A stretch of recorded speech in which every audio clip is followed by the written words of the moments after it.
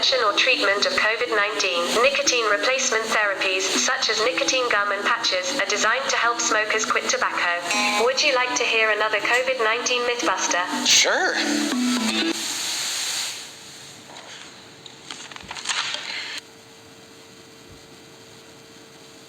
Microphone, please. Yeah, thank you, Margaret. That's our first ever digital health worker, and I hope she will give all the support people need. And she is available 24/7, as I said earlier. Again, thank you so much, my sister, Princess Dina, and also thank you to Dr. Mongon. We really appreciate. Thank you for joining us. And now back to COVID-19. Today, the world recorded 12 million cases. In the last 6 weeks, cases have more than doubled. Across all walks of life, we're all being tested to the limit. For those in poverty with little or no access to quality health services, it's not only COVID-19 that threatens lives and livelihoods. Other diseases like measles, polio, and malaria all thrive when immunization is paused and supply chains for medical supplies are interrupted. WHO continues to work with partners to ensure that the poorest and most marginalized are prioritized. That means restarting routine immunization and ensuring that medical supplies reach health workers across the world. There is a lot of work still to be done. From countries where there is exponential growth to places that are loosening restrictions and now starting to see cases rise.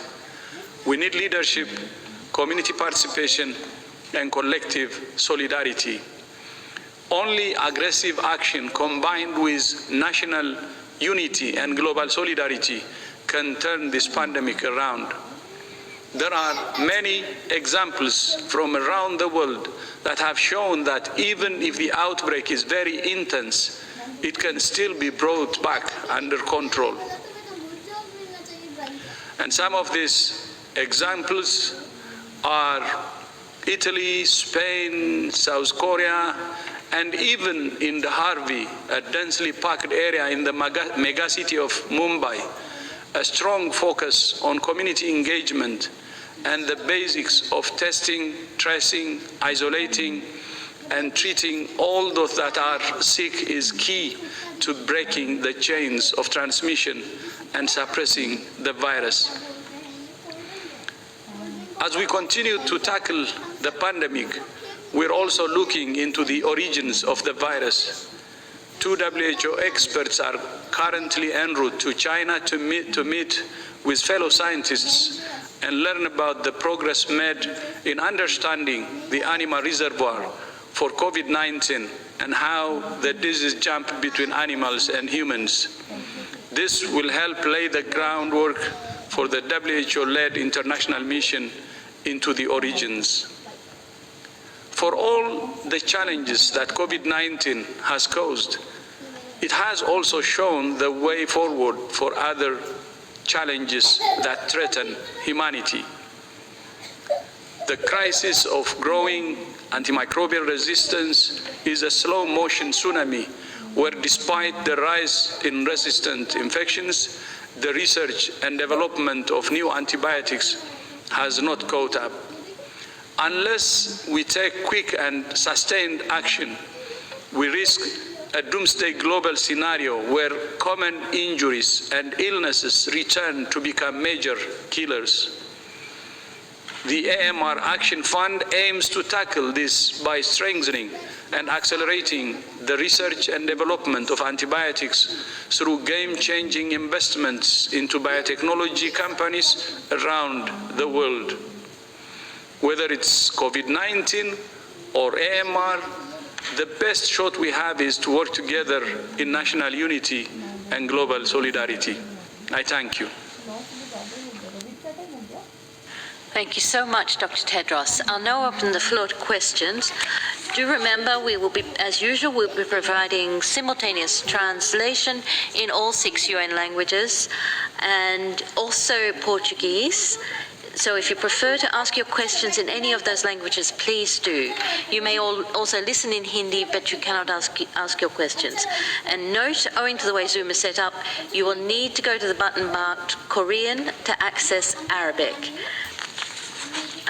With Dr. Tedros, we have our usual experts, Dr. Maria Van Kerkhoff, Technical Lead for COVID, Dr. Mike Ryan, Executive Director Emergencies, and joining them is also Dr. Rudika Kresh, Director of Health Promotion, who can answer your questions about the Access Initiative for Quitting Tobacco. So without further ado, I will go to the first question, and that is for Sarah Wheaton from Politico. So Sarah, please unmute yourself and go ahead. Yes, thank you very much for taking my question. It's about the timing of the independent review panel that you announced yesterday. When we've asked about this in the past after the World Health Assembly, Dr. Tedros, you said that you would initiate the review when all the conditions we need are actually met. And Dr. Ryan, you noted that these are typically launched after the crisis is over.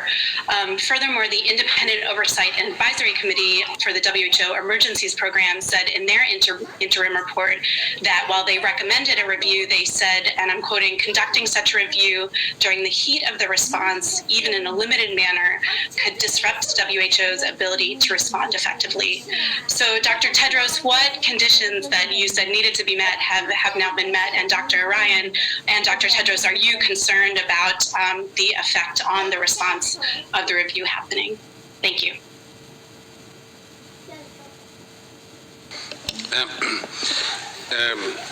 Yes, I can begin. Well, first of all, we're very used to, certainly in the emergencies program in WHO, of a constant process of operational review, both during and after events, and that's reviewing how our operations are running so we can improve those operations. So that's a very important part of our DNA in terms of optimizing the impact that we have at country level. The Independent Oversight and Advisory Committee also reports to our governing bodies, as you know, to the Executive Board and to the World Health Assembly on a 6-monthly basis, and again reviews all of our operations on the ground. This evaluation that has been mandated by the World Health Assembly, asking the Director General to carry out an independent evaluation, that is the will of the member states of WHO.